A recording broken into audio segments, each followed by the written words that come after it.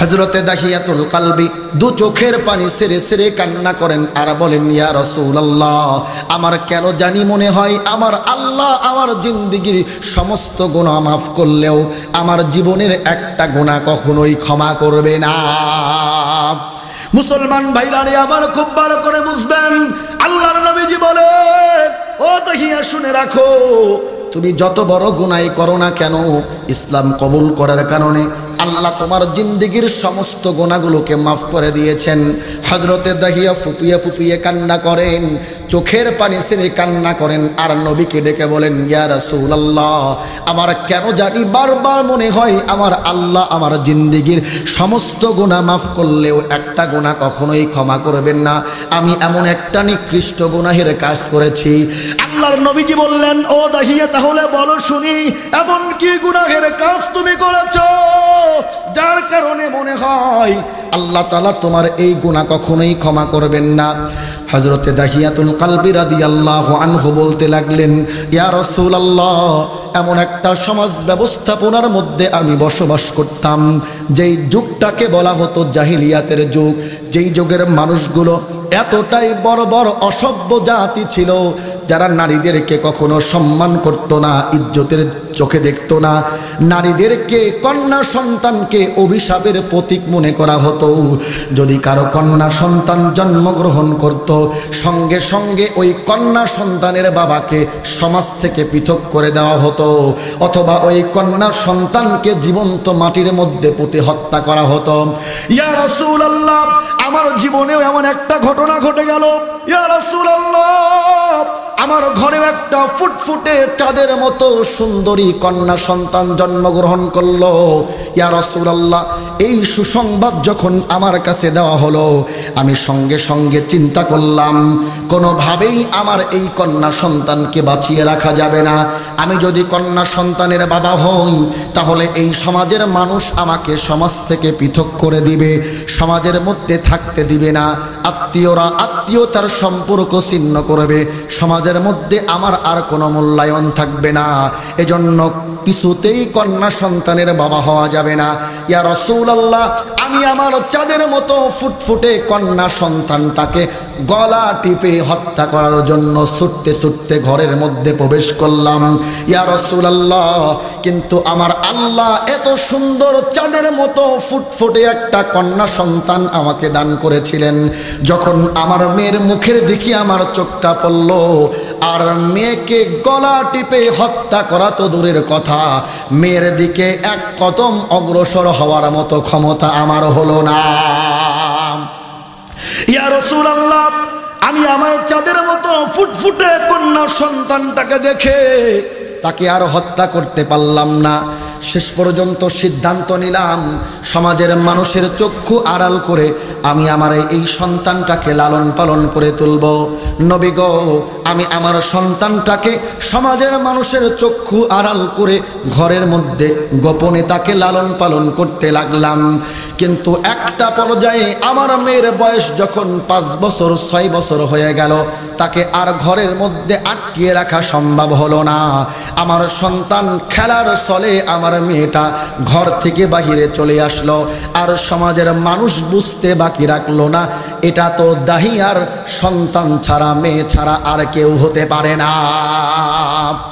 ইয়া রাসূলুল্লাহ, সমাজের মানুষ যখন বুঝে গেল এটা আমি দাহিয়ার কন্যা সন্তান, সমাজের মানুষ আমার সঙ্গে সম্পর্ক ছিন্ন করলো, আত্মীয় স্বজন আত্মীয়তার সম্পর্ক ছিন্ন করলো, সমাজের মানুষ আমার সঙ্গে ব্যবসায়িক চুক্তিগুলো ভঙ্গ করলো। রাস্তায় বের হলেই আমাকে থুতু দিতে লাগলো, ঢিল ছুড়তে লাগলো। নবী গো, এই অপমান অপদস্থ সহ্য করতে না পেরে শেষ পর্যন্ত আমি সিদ্ধান্ত নিলাম, আমি আমার এই চাঁদের মতো ফুটফুটে কন্যা সন্তানটাকে আমি জীবন্ত পুঁতে হত্যা করে ফেলব।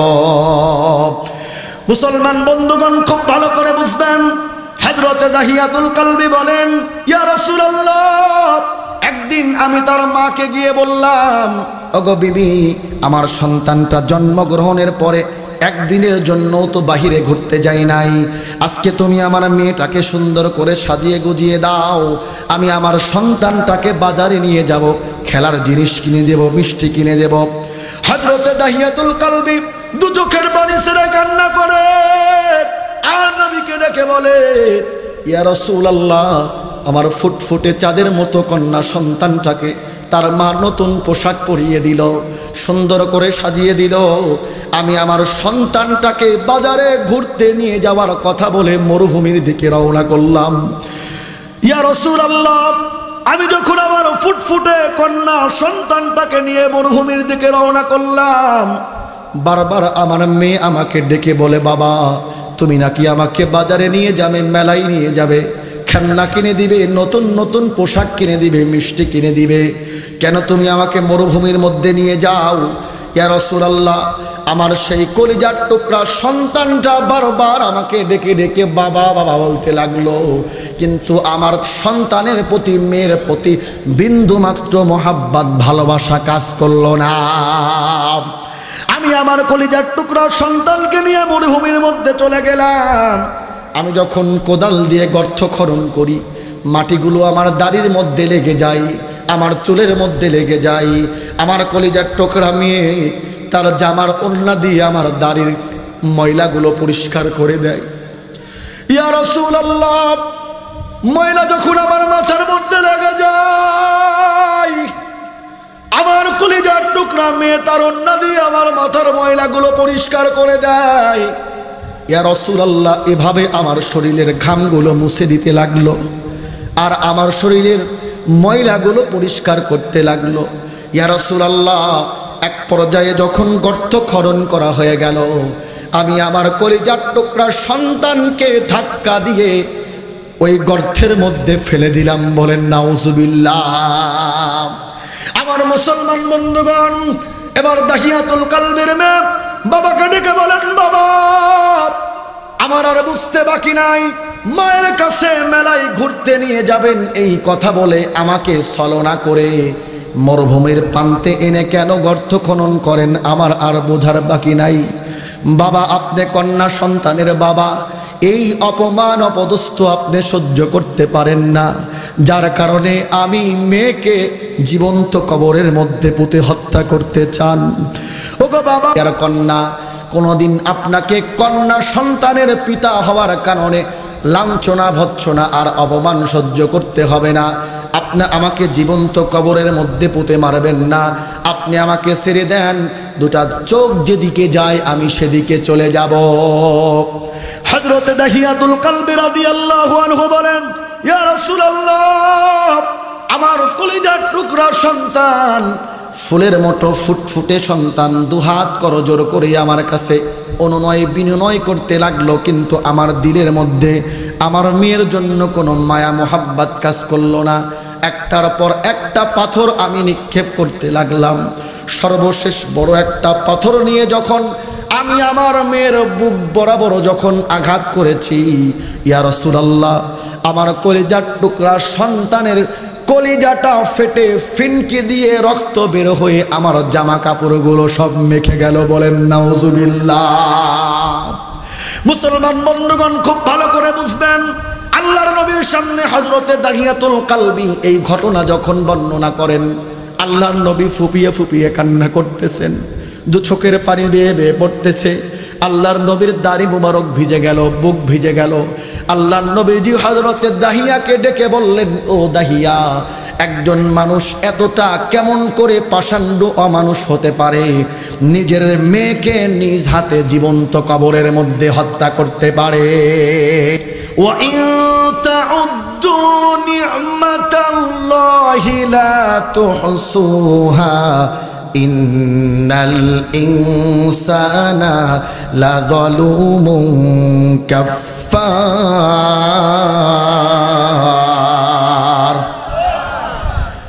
মুসলমান ভাইরারে আমার কথাগুলো দিল দিয়া বুঝবেন। কুরআনুল কারীমের 14 নম্বর সূরা সূরাতু ইব্রাহিমের 34 নম্বর আয়াতের মধ্যে আমার আল্লাহ পাক রব্বুল আলামিন বর্ণনা দেন। আল্লাহ তাআলা বলেন, বান্দারে, আমি আল্লাহ তোমাকে যেই নিয়ামত দিয়েছি এই নিয়ামতগুলো যদি তুমি একটা একটা করে গণনা করতে থাকো, আমি আল্লাহর নিয়ামতের শুকরিয়া আদায় করতে থাকো, আমি আল্লাহর নিয়ামতের শুকরিয়া আদায় করতে করতে তোমার জীবন ফুরিয়ে যাবে। আবার যদি নতুন করে তোমাকে জীবন দেওয়া হয়, আমি আল্লাহর নিয়ামতের শুকরিয়া তুমি তোমার জীবনের শুরু থেকে শেষ পর্যন্ত আমি আল্লাহর নিয়ামতের শুকরিয়া আদায় করতে থাকো। 60 বছর, 70 বছর, 80 বছর, 100 বছরের জিন্দেগি ফুরে যাবে। আবার যদি তোমাকে নতুন একটা জীবন দেওয়া হয়, আর ওই জীবনের শুরু থেকে শেষ পর্যন্ত আমি আল্লাহর নিয়ামতের শুকরিয়া আদায় করতে থাকো, আমি আল্লাহর নিয়ামতের শুকরিয়া আদায় করতে করতে তোমার হায়াত ফুরে যাবে। এভাবে 1000টা জীবন যদি তোমাকে দান করা হয়, আর আমি আল্লাহর নিয়ামতের শুকরিয়া আদায় করতে থাকো, 1000টা জীবন ফুরিয়ে যাবে। এরপরেও আমি আল্লাহর নিয়ামতের শুকরিয়া আদায় করে শেষ করতে পারবা না। কথা বলেন ঠিক কিনা? আমার মুসলমান বন্ধুগণ, এজন্যই তো মুফাসসিরিনে কেরাম আয়াতের ব্যাখ্যা করতে গিয়ে বলেন, গোটা পৃথিবীর জমিনটাকে যদি কাগজ বানানো যায়, আর সমুদ্রের পানিগুলোকে যদি কালি বানানো যায়, পৃথিবীর সমস্ত বন জঙ্গলের লাকড়িগুলোকে যদি কলম বানানো যায়, আর আল্লাহর নিয়ামতের শুকরিয়া গুণকীর্তন লিখতে থাকা যায়, লিখতে লিখতে জমিন ফুরিয়ে যাবে, লিখতে লিখতে সমুদ্রের পানিগুলো সব শুকিয়ে যাবে। এরপরেও আমার আল্লাহর নিয়ামতের শুকরিয়া আদায় করে শেষ করা সম্ভব হবে না। কথা বলেন ঠিক কিনা?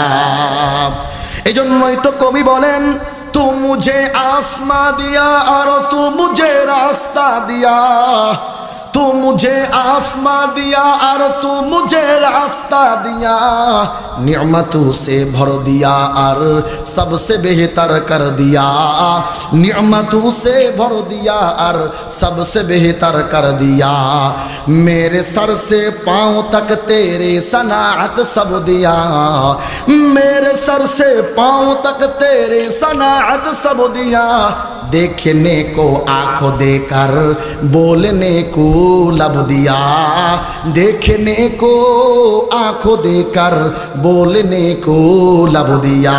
আল্লাহু আকবার বলেন। মুসলমান ভাইরারে আমার, কবিতার ভাষায় বলতেছেন, আল্লাহ আপনি আমাদের মাথার উপরে নিয়ামত স্বরূপ আসমানটাকে ছাদ বানায়া দিলেন, জমিনটাকে চলার জন্য রাস্তা বানিয়ে দিলেন, মাথা থেকে পা পর্যন্ত নিয়ামত দ্বারা ভরপুর করে দিলেন, দেখার জন্য চক্ষু দিলেন, বলার জন্য জবান দিলেন, এত এত নিয়ামত দিলেন। তারপরেও আমরা নাফরমান বান্দা নিয়ামতের শুকরিয়া আদায় করতে চাই না। কথা বলেন ঠিক কিনা? এজন্য হয়তো আল্লাহ পাক রব্বুল আলামিন বলেন, لئن شكرتم لأزيدنكم ولئن كفرتم إن عذابي لشديد।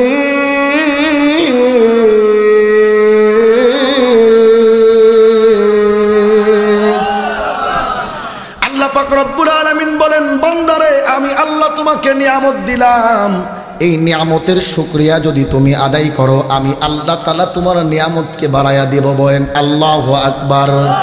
আর যেই নিয়ামত দিয়েছি, নিয়ামত পাওয়ার পরেও যদি নিয়ামতের না শুকরিয়া করো, আমি আল্লাহ তোমার নিয়ামত তো ছিনিয়ে নেবই নেব। তোমার জন্য আমি আল্লাহর পক্ষ থেকে কঠিন আযাবের ব্যবস্থা থাকবে। বলেন নাউজুবিল্লাহ। আল্লাহ পাক রব্বুল আলামিন বান্দাকে যেই নিয়ামত দিয়েছেন, এই নিয়ামতের শুকরিয়া যদি বান্দা করেন, আল্লাহ তাআলা নিয়ামতকে বাড়ায়া দিবে। যে যেই অবস্থায় আছে তার সেই জায়গা থেকেই নিয়ামতের শুকরিয়া আদায় করা দরকার। কথা বলেন ঠিক কিনা? আপনি সুস্থ আছেন, ভ্যান চালান, রিক্সা চালান, আপনার প্রতিবেশী, আপনার পাশের বাড়ি, তার 3 তলা 4 তলা 5 তলা বিল্ডিং, এটা দিয়ে দেখে কষ্ট পেন না। তাকায়া দেখেন রাস্তাঘাটে এমন অনেক ফকির রাস্তার মধ্যে গড়াগড়ি করে, যার 2টা পা নাই। কথা বলেন ঠিক কিনা? আপনার প্রতিবেশী অনেক এমন আছে, জন্মের পর থেকে জন্মান্ধ, চোখে দেখে না। আপনি চিন্তা করে দেখেন, আল্লাহ তাআলা আপনাকে তার চাইতে কত ভালো রেখেছেন। আপনার চাইতে ভালো অবস্থানে যে আছে তার দিকে না, বরং আপনার আপনার চাইতে খারাপ অবস্থায় যে আছে তার দিকে তাকান আর আল্লাহর নিয়ামতের শুকরিয়া আদায় করেন। আল্লাহ আপনাকে কতটা নিয়ামতের মধ্যে ডুবিয়ে রেখেছেন, কথা বলেন ঠিক কিনা? সর্ব অবস্থায় আল্লাহর নিয়ামতের শুকরিয়া আদায় করার দরকার আছে না নাই? আওয়াজ করে বলেন দরকার আছে না নাই? আলহামদুলিল্লাহ, এই যে আজকের মাহফিল, সুন্নতে খাতনা উপলক্ষে আজকের এই কোরআনের মাহফিল, আমরা দোয়া করি এই পরিবারের জন্য, আল্লাহ তাআলা এই পরিবারের উপরে খাস রহমত বর্ষণ করুন, বলেন আল্লাহুম্মা আমিন। আজকে আল্লাহ তাআলা এই বান্দাকে সন্তান দিয়েছেন, কিন্তু আমাদের সমাজের মধ্যে অনেকেই এমন আছে 10 বছর 15 বছর 20 বছর সময় অতিবাহিত হয়ে যাচ্ছে, সন্তানের আশায় কত জায়গায় দৌড়ায়, কত ডাক্তার দেখায়, কবুরাজ দেখায়, কত কিছু করে, কিন্তু একটা সন্তান আল্লাহ তাআলার পক্ষ থেকে ফাইসালা হয় না। আছে না নাই? আওয়াজ করে বলেন আছে না নাই? আছে। আল্লাহ তাআলা আমাকে সন্তান দিয়েছেন, অনেকের তো সন্তান নাই। মুহতারাম হাজিরিন, যে কথা বলছিলাম, যে বিষয়ের উপরে আমি আলোচনা করার ইচ্ছা প্রকাশ করেছি, সেটা হলো সন্তানের প্রতি পিতামাতার দায়িত্ব, কর্তব্য। খুব ভালো করে বুঝবেন সন্তানের প্রতি পিতামাতার কি কি দায়িত্ব রয়েছে। আজকে যদি আমরা এই দায়িত্ব, কারো কাছে করতে হবে না যে আমার সন্তানটা বড় হয়ে আমার সঙ্গে আর ভালো আচরণ করে না, আমাকে দেখে না, আমি বৃদ্ধ হয়ে গেছি, আমাকে বৃদ্ধাশ্রমে রেখে আসছে, আমার সঙ্গে খারাপ আচরণ করে, বউয়ের কথা শুনে আমাদেরকে মারধর করে, আমাদের সঙ্গে বকাবাজি করে, সংসার থেকে আমাদেরকে আলাদা করেছে। এই অভিযোগগুলো আর করতে হবে না। সন্তানের প্রতি পিতামাতার যেই দায়িত্ব কর্তব্য রয়েছে, এগুলো যদি আমরা বুঝি, মেমোরির মধ্যে সেভ করে নেই, আর সন্তানকে লালন পালনের ক্ষেত্রে এই দায়িত্বগুলো পালন করি, তাহলে আমার সন্তান হবে মানুষের মতো মানুষ, আদর্শবান সন্তান হবে। কথা বলেন ঠিক কি? 1 নম্বর দায়িত্ব কর্তব্য মনে রাখবেন, সন্তান দুনিয়াতে আসার আগেই সন্তানের জন্য একজন আদর্শবান মা আপনাকে নির্বাচন করতে হবে। কথা কি বুঝতে পারেন? সন্তানের প্রতি পিতামাতার দায়িত্ব কর্তব্য, 1 নম্বর দায়িত্ব কর্তব্য হলো সন্তান দুনিয়াতে আসার পূর্বেই সন্তানের জন্য একজন আদর্শবান, আবেদা, সলেহা, নেককার, পরহেজগার একজন মা নির্বাচন করতে হবে। যদি এই কাজটা করতে আমরা ব্যর্থ হই, এলাকার সবথেকে উচ্ছৃঙ্খল যুবক বয়সে, যুবতী বয়সে, যার পিছনে এলাকার বকাটে ছেলেগুলো ঘুরঘুর করত, যার কল লিস্টে এলাকার বকাটে ছেলেদের নাম্বার থাকতো, এর সঙ্গে প্রেম প্রীতি, এর সঙ্গে ইটিস ফিটিস, এমন একজন নারীকে যদি আমি বিবাহ করি, বলেন তো দেখি, ওর পেট থেকে কি নেককার সন্তান জন্মগ্রহণ করা আশা করা যায়? আওয়াজ করে বলেন, আশা করা যায়? যায় না। সুতরাং আমি যদি আমার সন্তানের দায়িত্ব কর্তব্যগুলো যথার্থভাবে আদায় করতে চাই, 1 নম্বরে আমি যখন বিবাহ করব, অবশ্যই একজন নেককার, পরহেজগার, আদর্শবান একজন মেয়ে দেখে আমি বিবাহ করব। কোম্পানি যদি ভালো হয়, প্রোডাকশনগুলো ভালো হবে। কথা বলেন ঠিক কিনা? আমাদের মায়েদের গর্ভগুলো এটা কোম্পানি, এই কোম্পানি ভালো হলে পরে এখান থেকে প্রোডাকশন ভালো হবে। কথা বলেন ঠিক কিনা? সুতরাং সন্তানের 1 নম্বর হক হলো আমরা আদায় করব, সন্তানের জন্য একজন আদর্শবান মা আমরা নির্বাচন করব। পারবো না ইনশাল্লাহ? নাম্বার 2, সন্তান যখন জন্মগ্রহণ করবে, সন্তানের ডান কানে আজান, বা কানে একামত। ডান কানে আজান, বা কানে একামত। মনে রাখবেন, সন্তান ভূমিষ্ঠ হওয়ার পরে তো হুজুর খুঁজি, আমরা খুঁজি কিনা? বিধান হলো হুজুর লাগবে না, যেই ধাত্রী থাকে বা নার্স থাকে, যদি মেয়ে মানুষও আজান দিতে পারেন, একামত দিতে পারেন, সন্তান ভূমিষ্ঠ হওয়ার পরে ছেলে হোক অথবা মেয়ে হোক, ডান কানে আজান, বা কানে একামত। সন্তান দুনিয়াতে আসার সঙ্গে সঙ্গে আমি যখন আমার সন্তানের কানে আল্লাহু আকবার, আল্লাহু আকবার, আল্লাহর বরত্বের স্লোগান যখন আমি আমার সন্তানের কানে দিয়ে দিব, আমার সন্তানটা বড় হয়ে কখনো নাস্তিক হবে না। কথা বলেন ঠিক কিনা? আমার সন্তান কখনো বড় হয়ে ইসলাম বিদ্বেষী হবে না, মা বাবার নাফরমান সন্তান হবে না। কথা বলেন ঠিক কিনা? তাহলে সন্তানের প্রতি পিতামাতার 2 নম্বর দায়িত্ব কর্তব্য হলো সন্তানের ডান কানে আজান, বা কানে একামত, ছেলে হোক অথবা মেয়ে হোক। নাম্বার 3, সন্তানের জন্য সুন্দর একটা নাম নির্ধারণ করা। সন্তানের নাম রাখে বুলেট। কি নাম রাখে? সন্তানের নাম রাখে বুলেট। তো সন্তান বড় হওয়ার পরে বুলেটের মতো ফটফট করে। কথা বলেন ঠিক কিনা? নামের প্রতি একটা তাসির আছে। মনে রাখবেন, সন্তানের নাম রাখবেন আল্লাহর সিফাতি নামের সঙ্গে নাম মিলিয়ে রাখবেন। আব্দুল্লাহ, আব্দুর রহমান, দুটি নাম আল্লাহর কাছে সবথেকে পছন্দের। অথবা সাহাবাই কেরামের নামের সঙ্গে নাম মিলিয়ে রাখবেন। মেয়ে হলে পরে নবীদের স্ত্রী অথবা মহিলা সাহাবী যারা ছিলেন তাদের নামের সঙ্গে নাম মিলিয়ে রাখবেন। এটা হলো সন্তানের প্রতি পিতামাতার 3 নাম্বার দায়িত্ব, কর্তব্য। 4 নাম্বার, 7 দিনের দিন আকিকা দিবেন। মেয়ে হলে 1টা বকরি বা খাসি, ছেলে হলে পরে 2টা বকরি বা খাসি, অথবা গরুর ভাগে আমরা অনেক সময় কোরবানির মধ্যে গরুর ভাগেও দিয়ে দেই 1 ভাগ মেয়ের জন্য, 2 ভাগ ছেলের জন্য। এভাবে 4 নাম্বার দায়িত্ব কর্তব্য হলো সন্তানের জন্য 7 দিনের দিন, সম্ভব না হলে 14 দিনের দিন, সম্ভব না হলে 21 দিনের দিন আমরা সন্তানের জন্য আকিকা দিয়ে দিব। মেয়ের জন্য 1টা খাসি, ছেলের জন্য 2টা খাসি। পারবো না ইনশাল্লাহ? মুহতারাম হাজিরিন, এরপরে 5 নাম্বার দায়িত্ব কর্তব্য হলো নাবালেগ অবস্থায় সুন্নতে খাতনা করা। আমার যেই ভাই আজকে এই সুন্নতে খাতনা করেছেন সন্তানের জন্য, সুন্নতে খাতনাকে উপলক্ষ করে আজকে কোরআনের মজলিসের আয়োজন করেছেন, আলহামদুলিল্লাহ বলেন। আজকে আমাদের সমাজের চিত্রগুলো কি? সুন্নতের খাতনা, মুসলমানের অনুষ্ঠানকে সামনে রেখে 7 দিন ধরে গান বাজানো হয়। কথা বলেন ঠিক কি না? বিশাল বড় করে 1000-2000 মানুষের আয়োজন করে গরু মেরে, মহিষ মেরে একটা অনুষ্ঠান করা হয়, আর ডিজিটাল পদ্ধতিতে ভিক্ষা করা হয়। কথা বলেন ঠিক কি না? ডিজিটাল পদ্ধতি ভিক্ষা কি? দরজার সামনে একটা টেবিল নিয়ে, চেয়ার নিয়ে বসে যায়, আসো 1000, 2000, 5000 দিয়ে যাও, ভিক্ষা দিয়ে যাও আর খেয়ে যাও। কথা বলেন ঠিক কি না? এটা হলো ডিজিটাল পদ্ধতিতে ভিক্ষা। আমার ভাইরা, আজকে পুত্র সন্তান হলে বাবার মুখে হাসি, কন্যা সন্তান হলে মুখটা বেজার। কেন? চিন্তা করে যে পুত্র সন্তান হলে তো ব্যবসা আছে, বিজনেস আছে। কেমন বিজনেস? একবার নুনু কাটার পরে একটা বিজনেস। কথা বলেন ঠিক কি না? 1000 লোকের আয়োজন করছে, 1 লক্ষ টাকা খরচ করছে, লাভ হবে 50,000, 1.5 লক্ষ টাকা। কথা বলেন ঠিক কি না? তো একবার হলো মুসলমানের পরে বিজনেস।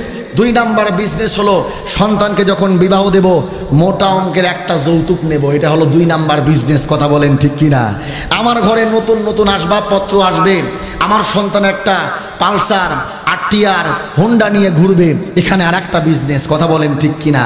এজন্য সমাজের চিত্র হলো এমন, যদি পুত্র সন্তান জন্মগ্রহণ করে তাহলে আমার মুখে হাসি, কন্যা সন্তান জন্মগ্রহণ করলে আমার মুখটা বেজার হয়ে যায়।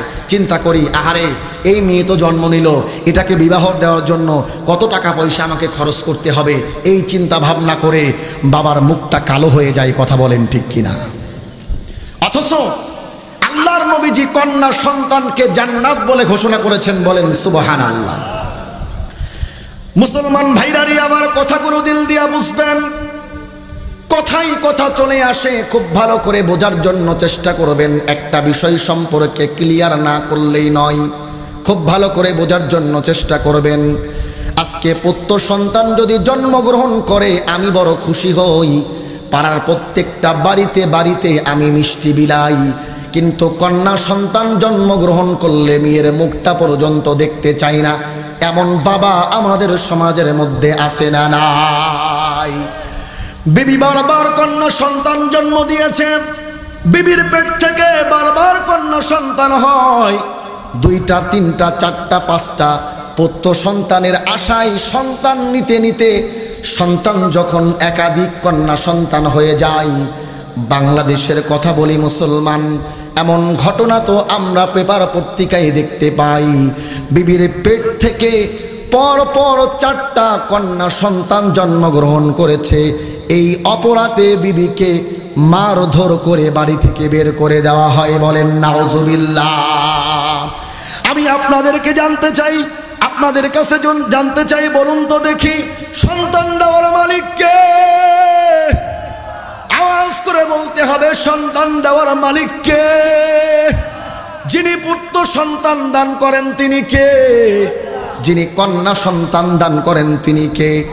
আমার আল্লাহ বলেন, ইয়াহাবু লিমান ইয়াশা وإناثا ويهب لمن يشاء الذكور أو يزوجكم ذكرانا وإناثا ويجعل من يشاء عقيما জোরে বলুন আল্লাহু আকবার আল্লাহ পাক রব্বুল আলামিন বলেন আমি যাকে ইচ্ছা সন্তান দান করি আবার যাকে ইচ্ছা আমি আল্লাহ বন্ধা করে রাখি আবার যাকে ইচ্ছা আমি কন্যা সন্তান দেই যাকে ইচ্ছা পুত্র সন্তান দেই যাকে ইচ্ছা কন্যা সন্তান পুত্র সন্তান উভয় আমি দান করি আল্লাহু আকবার বলেন মুসলমান বন্ধুগণ তার মানে সন্তান দেওয়ার মালিক হলো আল্লাহ আমার মা পেটের মধ্যে যেই সন্তান ধারণ করেছেন সন্তান ছেলে হবে নাকি মেয়ে হবে এই দায়ভার কখনো মায়ের উপরে ওই বোনের উপরে দেওয়া যাবে না কারণ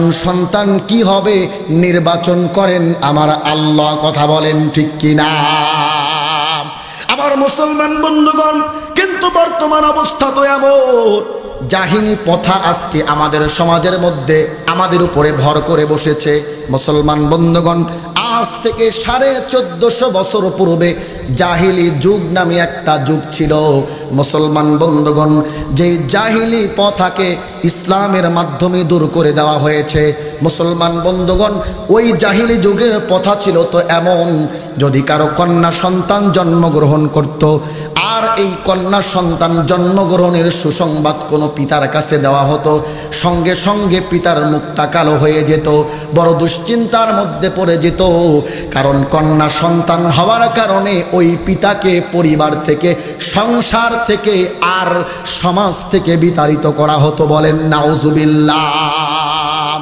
আমার আল্লাহ পাক রব্বুল আলামিন এই কথাগুলোকে কুরআনুল কারীমের মধ্যে বর্ণনা দিয়েছেন আল্লাহ পাক রব্বুল আলামিন বলেন وَإِذَا بُشِّرَ أَحَدُهُم بِالْأُنثَى ظَلَّ وَجْهُهُ مُسْوَدًّا وَهُوَ كَظِيمٌ يَتَوَارَى مِنَ الْقَوْمِ مِنْ سُوءِ مَا بُشِّرَ بِهِ أَيُمْسِكُهُ عَلَى هُونٍ أَمْ يَدُسُّهُ فِي التراب ألا ساء ما يحكمون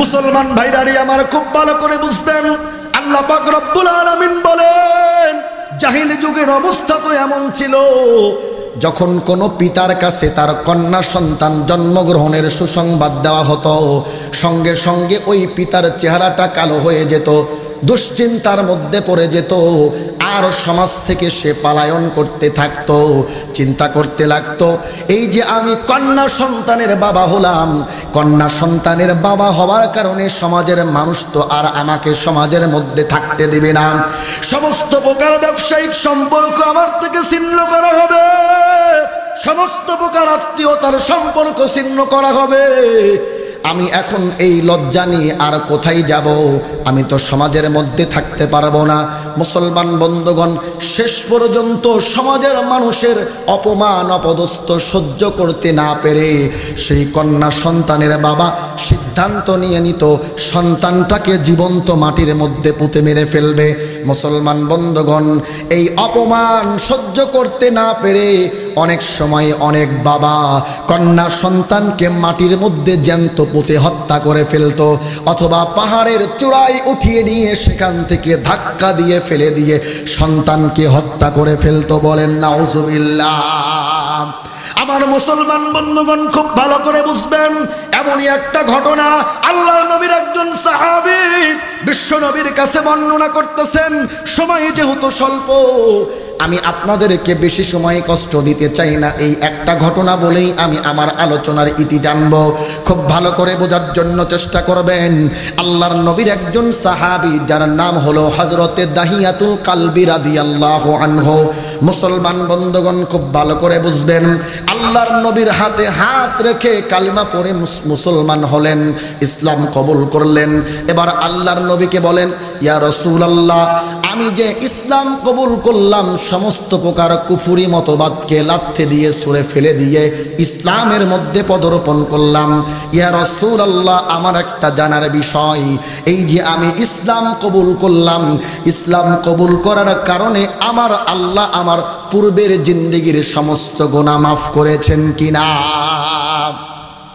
আমার মুসলমান বন্ধুগণ খুব ভালো করে বুঝবেন, আল্লাহর নবীজি হযরতে দাহিয়াতুল কলবি রাদিয়াল্লাহু আনহুকে বললেন, ও দাহিয়া শোনো, এই যে তুমি ইসলামের মধ্যে প্রবেশ করেছো, ইসলামের মধ্যে প্রবেশ করার কারণে পূর্বের সমস্ত গুনাহ খাতাকে মাফ করে দেওয়া হয়েছে, তুমি এখন থেকে মাসুম, তোমার জীবনে কোনো গুনাহ নাই। হযরতে দাহিয়াতুল কলবি দু চোখের পানি ছেড়ে ছেড়ে কান্না করেন আর বলেন, ইয়া রাসূলুল্লাহ, আমার কেন জানি মনে হয় আমার আল্লাহ আমার জিন্দেগির সমস্ত গুনাহ মাফ করলেও আমার জীবনের একটা গুনাহ কখনোই ক্ষমা করবে না। মুসলমান ভাইরানি আমার খুব ভালো করে বুঝবেন, আল্লাহর নবীজি বলেন, ও দাহিয়া শুনে রাখো, তুমি যত বড় গুনাহ করো না কেন, ইসলাম কবুল করার কারণে আল্লাহ তোমার জিন্দেগির সমস্ত গুনাহগুলোকে মাফ করে দিয়েছেন।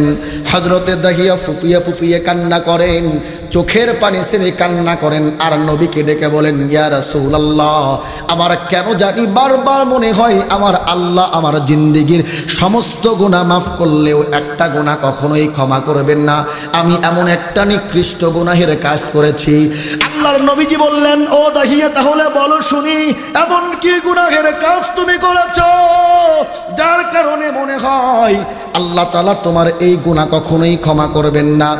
হযরতে দাহিয়াতুল কলবি রাদিয়াল্লাহু আনহু বলতে লাগলেন, ইয়া রাসূলুল্লাহ, এমন একটা সমাজ ব্যবস্থাপনার মধ্যে আমি বসবাস করতাম যেই যুগটাকে বলা হতো জাহিলিয়াতের যুগ, যেই যুগের মানুষগুলো এতটাই বড় বড় অসভ্য জাতি ছিল, যারা নারীদেরকে কখনো সম্মান করত না, ইজ্জতের চোখে দেখত না, নারীদেরকে, কন্যা সন্তানকে অভিশাপের প্রতীক মনে করা হতো। যদি কারো কন্যা সন্তান জন্মগ্রহণ করত, সঙ্গে সঙ্গে ওই কন্যা সন্তানের বাবাকে সমাজ থেকে পৃথক করে দেওয়া হতো, অথবা ওই কন্যা সন্তানকে জীবন্ত মাটির মধ্যে পুঁতে হত্যা করা হতো। ইয়া রাসূলুল্লাহ, আমার জীবনেও এমন একটা ঘটনা ঘটে গেল। ইয়া রাসূলুল্লাহ, আমার ঘরে একটা ফুটফুটে চাঁদের মতো সুন্দরী কন্যা সন্তান জন্মগ্রহণ করলো। ইয়া রাসূলুল্লাহ, এই সুসংবাদ যখন আমার কাছে দেওয়া হলো, আমি সঙ্গে সঙ্গে চিন্তা করলাম, কোনোভাবেই আমার এই কন্যা সন্তানকে বাঁচিয়ে রাখা যাবে না। আমি যদি কন্যা সন্তানের বাবা হই, তাহলে এই সমাজের মানুষ আমাকে সমাজ থেকে পৃথক করে দিবে, সমাজের মধ্যে থাকতে দিবে না, আত্মীয়রা আত্মীয়তার সম্পর্ক ছিন্ন করবে, সমাজের মধ্যে আমার আর কোনো মূল্যায়ন থাকবে না। এজন্য কিছুতেই কন্যা সন্তানের বাবা হওয়া যাবে না। ইয়া রাসূলুল্লাহ, আমি আমার চাঁদের মতো ফুটফুটে কন্যা সন্তানটাকে গলা টিপে হত্যা করার জন্য ছুটতে ছুটতে ঘরের মধ্যে প্রবেশ করলাম। ইয়া রাসূলুল্লাহ, কিন্তু আমার আল্লাহ এত সুন্দর চাঁদের মতো ফুটফুটে একটা কন্যা সন্তান আমাকে দান করেছিলেন। যখন আমার মেয়ের মুখের দিকে আমার চোখটা পড়ল, আর মেয়েকে গলা টিপে হত্যা করা তো দূরের কথা, মেয়ের দিকে এক কদম অগ্রসর হওয়ার মতো ক্ষমতা আমার হলো না। ইয়া রাসূলুল্লাহ, আমি আমার চাঁদের মতো ফুটফুটে কন্যা সন্তানটাকে দেখে তাকে আর হত্যা করতে পারলাম না। শেষ পর্যন্ত সিদ্ধান্ত নিলাম, সমাজের মানুষের চক্ষু আড়াল করে আমি আমার এই সন্তানটাকে লালন পালন করে তুলব। নবী গো, আমি আমার সন্তানটাকে সমাজের মানুষের চক্ষু আড়াল করে ঘরের মধ্যে গোপনে তাকে লালন পালন করতে লাগলাম। কিন্তু একটা পর্যায়ে আমার মেয়ের বয়স যখন 5 বছর 6 বছর হয়ে গেল, তাকে আর ঘরের মধ্যে আটকিয়ে রাখা সম্ভব হলো না। আমার সন্তান খেলার ছলে আমার মেয়েটা ঘর থেকে বাহিরে চলে আসলো, আর সমাজের মানুষ বুঝতে বাকি রাখলো না, এটা তো দাহিয়ার সন্তান ছাড়া, মেয়ে ছাড়া আর কেউ হতে পারে না। ইয়া রাসূলুল্লাহ, সমাজের মানুষ যখন বুঝে গেল এটা আমি দাহিয়ার কন্যা সন্তান, সমাজের মানুষ আমার সঙ্গে সম্পর্ক ছিন্ন করলো, আত্মীয় স্বজন আত্মীয়তার সম্পর্ক ছিন্ন করলো, সমাজের মানুষ আমার সঙ্গে ব্যবসায়িক চুক্তিগুলো ভঙ্গ করলো, রাস্তায় বের হলেই আমাকে থুতু দিতে লাগলো, ঢিল ছুড়তে লাগলো। নবী গো, এই অপমান অপদস্থ সহ্য করতে না পেরে শেষ পর্যন্ত আমি সিদ্ধান্ত নিলাম, আমি আমার এই চাঁদের মতো ফুটফুটে কন্যা সন্তানটাকে আমি জীবন্ত পুঁতে হত্যা করে ফেলব। মুসলমান বন্ধুগণ, খুব ভালো করে বুঝবেন, হযরতে দাহিয়াতুল কালবি বলেন, ইয়া রাসূলুল্লাহ, একদিন আমি তার মাকে গিয়ে বললাম, ওগো বিবি, আমার সন্তানটা জন্মগ্রহণের পরে একদিনের জন্য তো বাহিরে ঘুরতে যাই নাই, আজকে তুমি আমার মেয়েটাকে সুন্দর করে সাজিয়ে গুজিয়ে দাও, আমি আমার সন্তানটাকে বাজারে নিয়ে যাব, খেলার জিনিস কিনে দেব, মিষ্টি কিনে দেব। হযরতে দাহিয়াতুল কালবি দু চোখের পানি ছেড়ে কান্না করে আর নবীকে ডেকে বলে, ইয়া রাসূলুল্লাহ, আমার ফুটফুটে চাঁদের মতো কন্যা সন্তানটাকে তার মা নতুন পোশাক পরিয়ে দিল, সুন্দর করে সাজিয়ে দিল, আমি আমার সন্তানটাকে বাজারে ঘুরতে নিয়ে যাওয়ার কথা বলে মরুভূমির দিকে রওনা করলাম। ইয়া রাসূলুল্লাহ, আমি যখন আমার ফুটফুটে কন্যা সন্তানটাকে নিয়ে মরুভূমির দিকে রওনা করলাম, বারবার আমার মেয়ে আমাকে ডেকে বলে, বাবা, তুমি নাকি আমাকে বাজারে নিয়ে যাবে, মেলায় নিয়ে যাবে, খেলনা কিনে দিবে, নতুন নতুন পোশাক কিনে দিবে, মিষ্টি কিনে দিবে, কেন তুমি আমাকে মরুভূমির মধ্যে নিয়ে যাও? ইয়া রাসূলুল্লাহ, আমার সেই কলিজার টুকরা সন্তানটা বারবার আমাকে ডেকে ডেকে বাবা বাবা বলতে লাগলো, কিন্তু আমার সন্তানের প্রতি, মেয়ের প্রতি বিন্দু মাত্র মহাব্বত ভালোবাসা কাজ করলো না। আমি আমার কলিজার টুকরা সন্তানকে নিয়ে মরুভূমির মধ্যে চলে গেলাম। আমি যখন কোদাল দিয়ে গর্ত খনন করি, মাটিগুলো আমার দাড়ির মধ্যে লেগে যায়, আমার চুলের মধ্যে লেগে যায়। আমার কলিজার টুকরা মেয়ে তার জামার ওড়না দিয়ে আমার দাড়ির ময়লাগুলো পরিষ্কার করে দেয়। ইয়া রাসূলুল্লাহ, ময়লা যখন আমার মাথার মধ্যে লেগে যায়, আমার কলিজার টুকরা মেয়ে তার ওড়না দিয়ে আমার মাথার ময়লাগুলো পরিষ্কার করে দেয়। ইয়া রাসূলুল্লাহ, এভাবে আমার শরীরের ঘামগুলো মুছে দিতে লাগলো আর আমার শরীরের ময়লাগুলো পরিষ্কার করতে লাগলো। ইয়া রাসূলুল্লাহ, এক পর্যায়ে যখন গর্ত খনন করা হয়ে গেল, আমি আমার কলিজার টুকরা সন্তানকে ধাক্কা দিয়ে ওই গর্তের মধ্যে ফেলে দিলাম। বলেন নাউজুবিল্লাহ। আমার মুসলমান বন্ধুগণ, এবার দাহিয়াতুল কালবির মেয়ে বাবাকে ডেকে বলেন, বাবা, আমার আর বুঝতে বাকি নাই, মায়ের কাছে মেলায় ঘুরতে নিয়ে যাবেন এই কথা বলে আমাকে ছলনা করে মরুভূমির প্রান্তে এনে কেন গর্ত খনন করেন, আমার আর বোঝার বাকি নাই। বাবা, আপনি কন্যা সন্তানের বাবা, এই অপমান অপদস্থ আপনি সহ্য করতে পারেন না, যার কারণে আমি মেয়েকে জীবন্ত কবরের মধ্যে পুঁতে হত্যা করতে চান। ওগো বাবা, আর কন্যা, কোনোদিন আপনাকে কন্যা সন্তানের পিতা হওয়ার কারণে লাঞ্ছনা ভৎসনা আর অপমান সহ্য করতে হবে না। আপনি আমাকে জীবন্ত কবরের মধ্যে পুঁতে মারবেন না, আপনি আমাকে ছেড়ে দেন, দুটা চোখ যেদিকে যায় আমি সেদিকে চলে যাব। হযরতে দাহিয়াতুল কালবি রাদিয়াল্লাহু আনহু বলেন, ইয়া রাসূলুল্লাহ, আমার কলিজার টুকরা সন্তান, ফুলের মতো ফুটফুটে সন্তান দুহাত করজোড় করে আমার কাছে অনুনয় বিনয় করতে লাগলো, কিন্তু আমার দিলের মধ্যে আমার মেয়ের জন্য কোনো মায়া মোহাব্বত কাজ করলো না। একটার পর একটা পাথর আমি নিক্ষেপ করতে লাগলাম। সর্বশেষ বড় একটা পাথর নিয়ে যখন আমি আমার মেয়ের বুক বরাবর যখন আঘাত করেছি, ইয়া রাসূলুল্লাহ, আমার কলিজার টুকরা সন্তানের কলিজাটা ফেটে ফিনকি দিয়ে রক্ত বের হয়ে আমার জামা কাপড়গুলো সব মেখে গেল। বলেন নাউজুবিল্লাহ। মুসলমান বন্ধুগণ, খুব ভালো করে বুঝবেন, আল্লাহর নবীর সামনে হযরতে দাহিয়াতুল কালবি এই ঘটনা যখন বর্ণনা করেন, আল্লাহর নবী ফুপিয়ে ফুপিয়ে কান্না করতেছেন, দু চোখের পানি দিয়ে বেয়ে পড়তেছে। আল্লাহর নবীর দাড়ি মুবারক ভিজে গেল, বুক ভিজে গেল। আল্লাহর নবীজি হযরতে দাহিয়াকে ডেকে বললেন, ও দাহিয়া, একজন মানুষ এতটা কেমন করে পাষাণ্ড অমানুষ হতে পারে, নিজের মেয়েকে নিজ হাতে জীবন্ত কবরের মধ্যে হত্যা করতে পারে? আমার মুসলমান বন্ধুগণ, এই তো ছিল জাহিলি প্রথা, জাহিলি যুগের অবস্থা। ইসলাম আসার পরে মুসলমান, ইসলাম আসার পরে নারীকে সম্মান দিয়েছেন। কথা বলেন ঠিক কিনা? মুসলমান বন্ধুগণ, আজকে যারা কন্যা সন্তান জন্মগ্রহণ করলে খুশি হতে পারে না, মনে রাখবেন আল্লাহর জান্নাত তাদের কপালে মিলবে না। কথা বলেন ঠিক কিনা? কারণ আল্লাহর নবীজি বলেন, যার ঘরে একটা কন্যা সন্তান তার জন্য একটা জান্নাত, যার ঘরে দুইটা কন্যা সন্তান তার জন্য দুইটা জান্নাত, যার ঘরে তিনটা কন্যা সন্তান আর এই তিনটা কন্যা সন্তানকে দ্বীনের শিক্ষা দিল, সৎ পাত্রে পাত্রস্থ করলো, আল্লাহর নবীজি বলেন আল্লাহ তাআলা তার জন্য জান্নাতের 8টা দরজাকে উন্মুক্ত করে দিবেন। বলেন সুবহানাল্লাহ। আমার মুসলমান বন্ধুগণ, এজন্য বিশেষ করে আমি আমার মা বোনদেরকে বলবো, আমি আমার ভাইদেরকে বলবো, খবরদার, মেয়ে যদি সন্তান হয়, কন্যা সন্তান হয়, কখনো বেজার হবেন না, মনটা খারাপ করবেন না। খারাপ করা যাবে নাকি? আওয়াজ করে বলেন, করা যাবে নাকি? অনেকের আফসোস, এই আফসোসগুলো কিন্তু থাকে। আজকে যদি ছেলে হতো, মুসলমানের একটা অনুষ্ঠান করতাম। কথা বলেন ঠিক কিনা?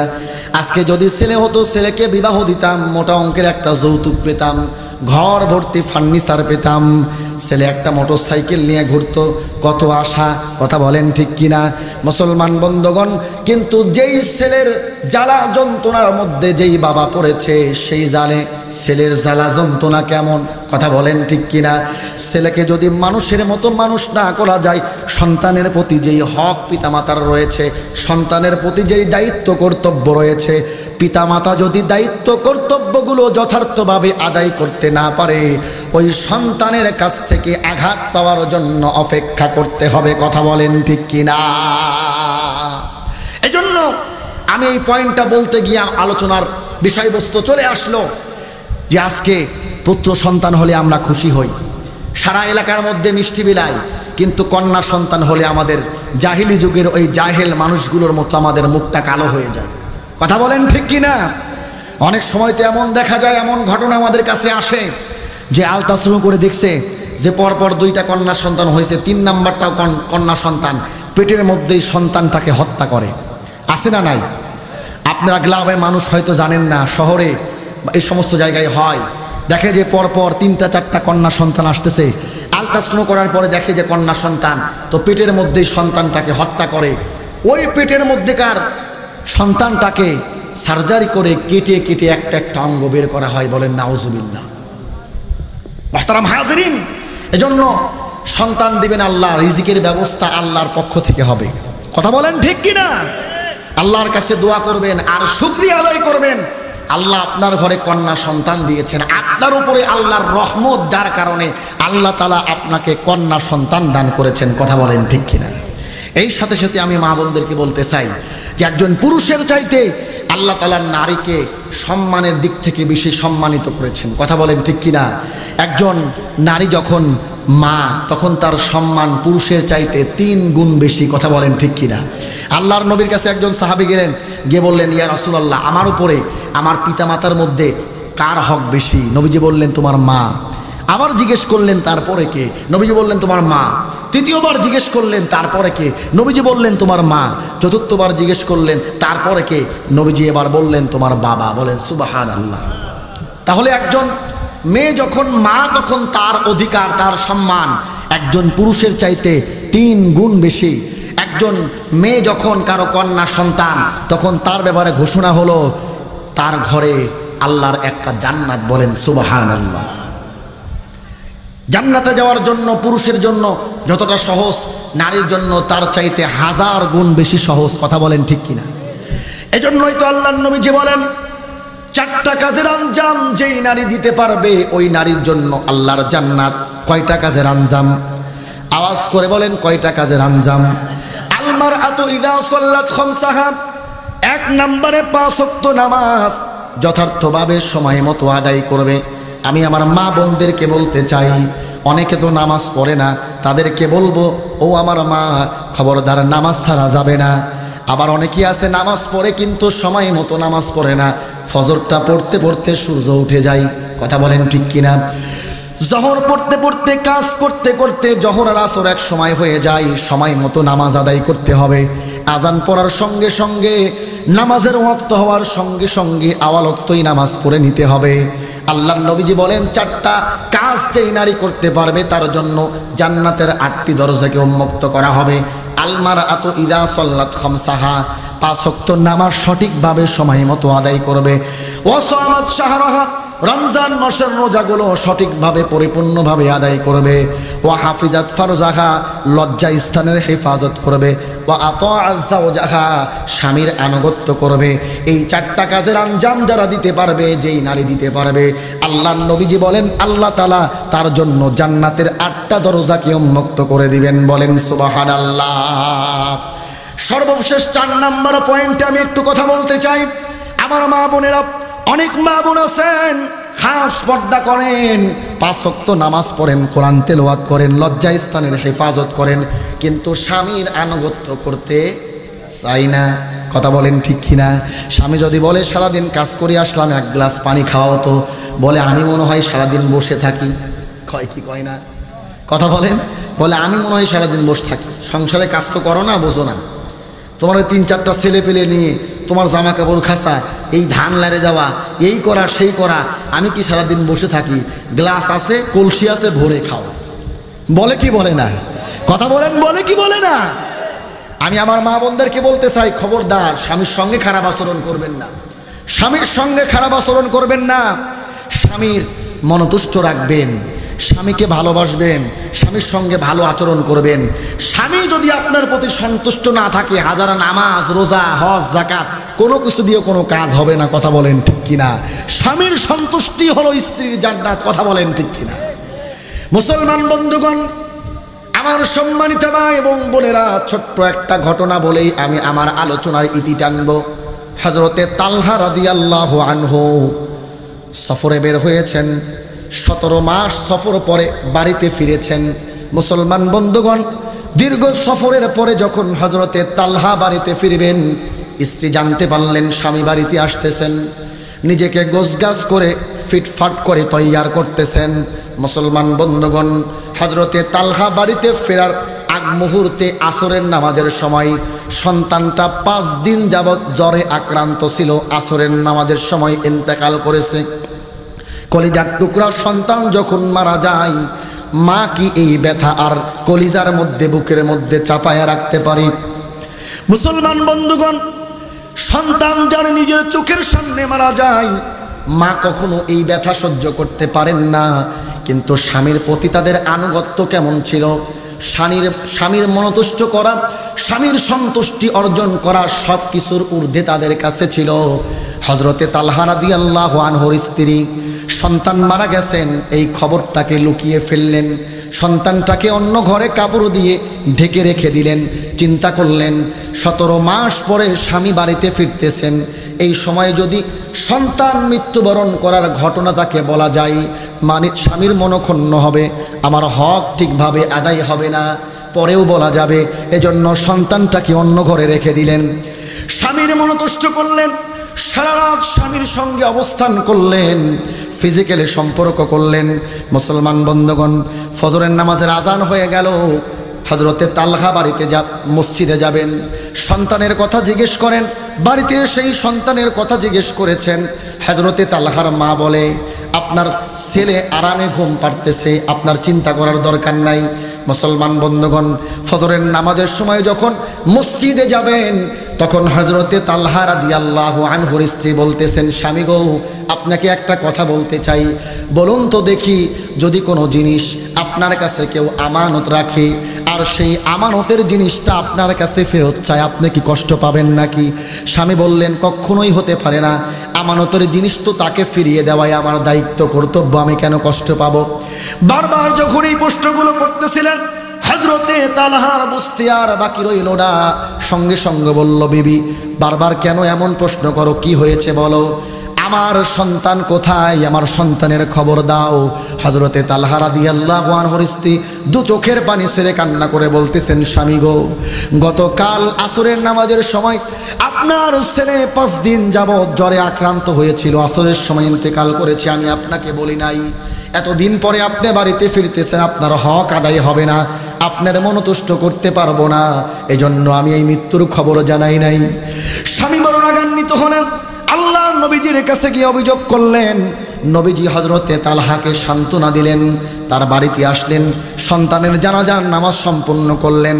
নবীজি দুহাত তুলে দোয়া করলেন বিবির জন্য, আর বললেন, ও তালহার স্ত্রী, শুনে রাখো, তুমি তোমার কলিজার টুকরা সন্তানকে হারিয়েছো, কিন্তু আল্লাহ তোমাকে এমন পুরস্কার দিবেন যেই পুরস্কারটা এর চাইতে 1000 গুণ বেশি হবে। বলেন সুবহানাল্লাহ। হযরতে তালহা রাদিয়াল্লাহু আনহুর স্ত্রী চিন্তা করেন, কলিজার টুকরা সন্তান আমার জীবন থেকে চলে গেল, দুনিয়া থেকে চলে গেল, এর চাইতে বড় নিয়ামত, এর চাইতে বড় পুরস্কার কি হতে পারে? মুসলমান বন্ধুগণ, হযরতে তালহার স্ত্রী এটা বুঝে আসে না। হযরতে তালহা তার কিছুদিন পরে যখন ইন্তেকাল করলেন, আল্লাহর নবীজি হযরতে তালহার স্ত্রীকে বিবাহ করলেন। আল্লাহু আকবার বলেন। তার স্ত্রী লেখেন যে আমি এখন বুঝতে পারলাম আল্লাহর নবীজি ওই দিন ধৈর্য ধারণ করার কারণে, স্বামীর হক আদায় করার কারণে আমার নবীজি যেই দোয়া করেছিলেন এর চাইতে বড় পুরস্কার আল্লাহ দিবেন। আজকে সেই পুরস্কার আল্লাহর পক্ষ থেকে আমি বুঝে পেলাম। বলেন সুবহানাল্লাহ। এজন্য আমি আমার মা বোনদেরকে বলবো, সন্তানের হকগুলো আমরা সঠিকভাবে আদায় করব। 1 নম্বরে সন্তানের 1 নম্বর হক, সন্তানের উপর দায়িত্ব কর্তব্য, একজন আদর্শবান মা আমরা নির্বাচন করব। নাম্বার 2, সন্তান যখন ভূমিষ্ঠ হবে সন্তানের ডান কানে আজান, বা কানে ইকামত দিব। নাম্বার 3, সুন্দর একটা নাম নির্বাচন করব। নাম্বার 4, 7 দিনের দিন আকিকা দিব। 7 দিন, 14 দিন, 21 দিন, অনেক সময় এই সময়টা পার হয়ে যায়, এরপরেও দেওয়া যাবে।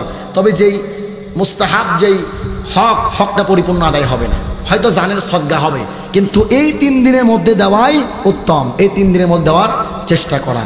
7 দিনের দিন, 14 দিনের দিন অথবা 21 দিনের দিন আমরা আকিকা করে দিব। এরপরে নাবালিগ অবস্থায় আমরা মুসলমানি অর্থাৎ সুন্নতে খাতনাটা করে ফেলব। 6 নম্বর বিষয়, সবথেকে গুরুত্বপূর্ণ বিষয়, সন্তানকে ছোট্টবেলায় দ্বীনের শিক্ষা দেওয়া। আজকে দ্বীনের সঙ্গে আমাদের কোনো সম্পর্ক আছে? কথা বলেন।